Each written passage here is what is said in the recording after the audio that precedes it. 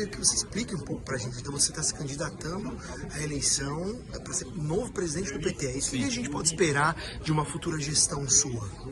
Eu acho que nós temos que tornar o PT mais combativo, mais mobilizador, que é uma das condições para reeleger o presidente Lula em 2026, que é a nossa principal meta agora.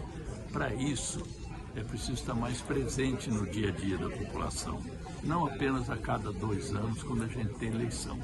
É preciso também rever e refortalecer o nosso projeto estratégico, que é construir uma nova sociedade. O nosso slogan não era só união e reconstrução, é também transformação, fazer mudanças estruturais. Por exemplo, o fim da escala 6x1 com redução da jornada de trabalho, sem redução de salário, uma tendência mundial para melhorar as condições de vida das classes trabalhadoras. É preciso rever aquela lei da anistia de 79 que perdoa os torturadores. Até hoje, 2 daqueles que mataram e esconderam o cadáver de Rubens Paiva estão aí impunes. Então tem várias propostas desse tipo, além daquelas conjunturais, como controlar o preço dos alimentos, como melhorar as condições de transporte, de saúde nas grandes cidades, enfim. Além do trabalho de reconstrução de um governo que arrasou com o país, é preciso avançar com projetos de 5, 10, 15 anos, inclusive prevendo o pós-Lula. O PT precisa ter vigor para atravessar esses tempos difíceis. A gente vive uma crise mundial, da qual Trump é apenas uma das expressões mais mórbidas, e isso precisa ser tratado por nós, conhecendo, vendo quais são os interesses. Olha, Armínio Fraga foi presidente do Banco Central, defendendo o congelamento do salário mínimo por 6 anos. Em que país ele acha que está vivendo? Em que 70% da população ganha até 2 salários mínimos. Então, a nossa campanha à presidência do PT tem por objetivo debater e organizar o PT para que a população possa ter esclarecimento, informação, comunicação, organização e mobilização. Não dá para fazer isso na Câmara. Se tiver pressão social, dá para fazer. Então, a correlação de forças, ela não é um fato congelado, ela pode ser modificada de acordo com a ação política de homens e mulheres. É por isso, entre outras razões, que nós estamos pretendendo assumir a presidência do PT. Eu já fui 2 vezes presidente do PT, enfrentei momentos difíceis e acho que é o momento de dar minha contribuição novamente nessa fase de dificuldade que o nosso país atravessa. Existe uma crítica muito presente, né, com relação ao PT hoje em dia, que é o PT precisa voltar para as bases, né? Fala-se muito disso. E também de lançar novos nomes, né? De fortalecer novos nomes. Vou dar um exemplo, Renato Freitas, no Paraná, que é um cara que é muito perseguido por lá, e na nossa audiência no PT, eu estou perguntando o que a gente sente da audiência, há uma leitura de que o PT não apoia o Renato Freitas. Então, o que você teria a dizer sobre esses 2 pontos, retorno à base e apoio a novas lideranças? Eu não diria retorno às bases, porque nós, de alguma maneira, estamos presentes nas bases, precisa reconectar o PT com o dia a dia, não só a cada 2 anos. Não podemos ser um partido de anos pares. Segundo Renato Freitas e outras lideranças, eles têm muito protagonismo, muita influência, são corajosos, mas nós temos que ter ações coletivas também. Então, uma liderança que desponta, por exemplo, a Érica Hilton do PSOL, mas tem que ter uma ação coletiva. O líder, ele desponta, mas ele tem que ter trabalho coletivo.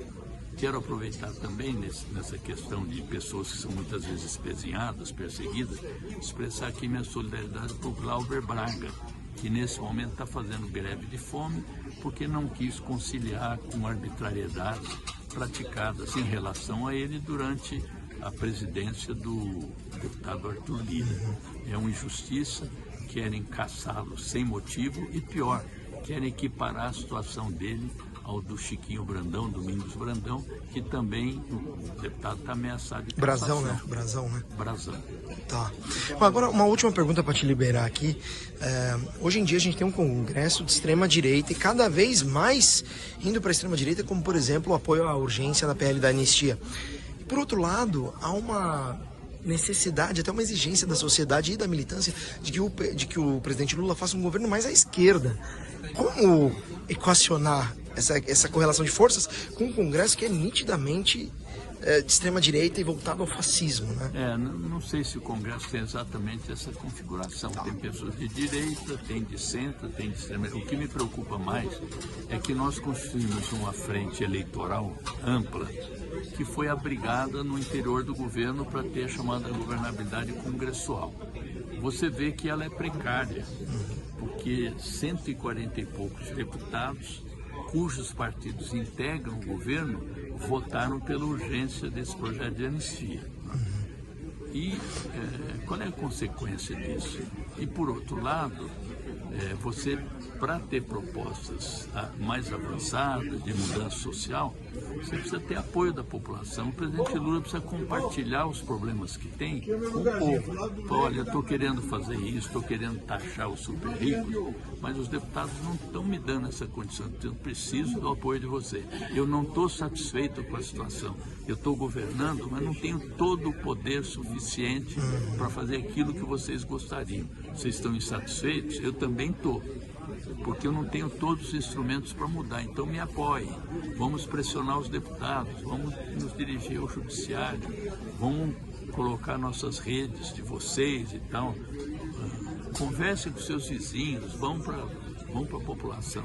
Então esse tipo de convocação eu acho que o nosso governo precisaria fazer, conjugar a governabilidade congressual com a governabilidade social, fazer o povo participar diretamente das decisões. Rui, muito obrigado. Valeu. Eduardo Greenhalgh aqui comigo. O que a gente pode esperar de uma gestão do Rui Falcão à frente da presidência do PT? A reconstrução das bases do PT.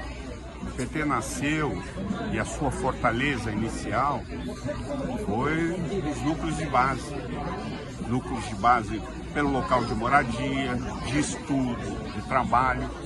Isso é que deu a fortaleza, a energia, a seiva de luta do PT.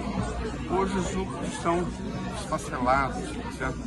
E o PT hoje está mais pisando no institucional do que no social. Eu quero, por isso que eu estou apoiando o Rui, eu quero o PT com um pé no parlamento, um pé na institucionalidade, porque é isso que manda a regra, é isso que manda a Constituição, mas eu quero o PT com força no movimento social. Todos os movimentos sociais, todos os sindicatos, todas as centrais, o movimento estudantil, a juventude, que é isso que dá força para que a gente tenha força para discutir a institucionalidade. Eu sou contra a pasteurização do PT, entendeu? Eu sou a favor de frentes, mas essas frentes que não diluam o nosso programa, que não façam com que a gente rebaixe as nossas intenções, que no fundo a gente acaba servindo, né, de suporte. Eles montando a cavalo e nós... A gente cede para eles nunca cedem para a gente, né? Nunca cedem para nós, entendeu? Então eu acho que chegou a hora. A candidatura do Rui não é contra ninguém. A candidatura do Rui é a favor do Partido dos Trabalhadores, das bases do Partido dos Trabalhadores, entendeu? É a favor de reforçar a força do PT, para reforçar o governo, para reforçar a possibilidade da gente interferir na política, tá certo? Com as nossas ideias originais em cima do que a frente parlamentar e a frente eleitoral possa dizer. Uma pergunta acerca disso. Como fazer o PT voltar para as bases, voltar às raízes, ou seja, ser um partido de esquerda que represente as pautas populares, quando a gente tem que lidar com uma correlação de forças no Congresso que é cada vez mais de extrema-direita? Hoje tem uma notícia, inclusive, que o Lula está se aliando à centro-direita no Senado para impedir que os caras, inclusive, coloquem em votação ali possíveis impeachments, pedidos de impeachment de ministros do Supremo. Como fazer isso? Como fazer o PT voltar para a esquerda e não ser oposição ao governo? Eu já fui deputado, E a desesperança minha é que a cada eleição de deputado e a cada renovação do Senado, o Congresso brasileiro piora. Vai mais à direita. É de uma incompetência. Então é a bancada do boi, a bancada da bala, a bancada da Bíblia. São coisas assim, fazem de tudo, menos política, menos pensar no Brasil, menos ter um projeto nacional e ajudar a fazer. Como a pele da anistia, né? Exatamente, não tem nada a ver com essas coisas. Então eu acho que o PT só vai ter voz ativa se tiver força. E a força do PT é a base do PT. E é por isso que eu vou votar no Rui, estou com o Rui. Né? No início, eu represento uma corrente, um movimento dentro do partido chamado Diálogo e Ação Petista.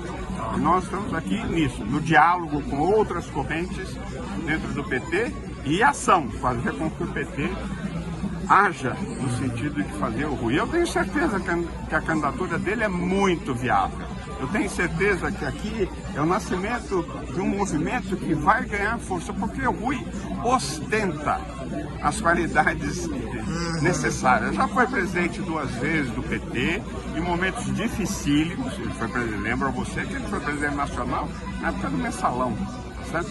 Então, momentos de tensão. E é um cara que provado, né, na luta contra a ditadura, foi preso, foi torturado, então é um cara com ideologia muito forte no sentido de fazer com que o PT recobre a sua trajetória vitoriosa. Greenhalgh, muito obrigado, viu? Um abraço a você. Valeu. Até logo, obrigado. Um abração, até mais. Valeu. É isso aí, Luiz Eduardo Greenhalgh aqui pro DCM.